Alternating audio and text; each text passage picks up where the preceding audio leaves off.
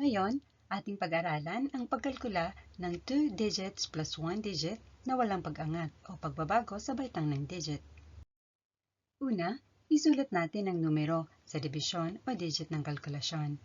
Ang 3 at 5 ay 1-digit number kaya ating isulat ng ganito. Kasunod nito, gumamit ng ruler sa pagguhit ng linya ng ganito. Simula ng kalkulasyon sa 1-digit na posisyon. Ang 3 plus 5 ay 8. Kasunod nito, magkalkula sa 10 digits.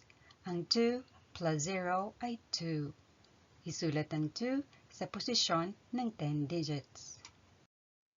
Panghuli, isulat ang sagot ng equation na nasa itaas. Dito nagtatapos ang ating pagkalkula. Tayo'y magsanay. Pindutin pansamantala ang pause icon at yung unawain ang katanungan sa pagsasanay. Pindutin ang play icon kapag natapos sagutin ang katanungan. Ating lagyan ng marking na bilog. Ngayon, magtugma tayo ng sagot. Number 1, 32 plus 7. Ang sagot ay 39. Pangalawa, 82 plus 4. Ating alamin ang solusyon ng number 2 tulad sa unang tanong. Ang sagot ay 86. Tama ba ang inyong mga sagot sa dalawang katanungan?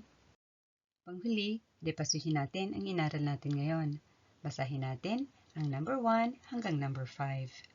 Number 1, sa pagkalkula, i-align ang dibisyon o digit ng numero. Number 2, gumamit ng ruler sa pagguhit ng linya. Number 3, magkalkula sa 1 digit. Number 4, magkalkula sa 10 digit. Number 5, isulat ang sagot.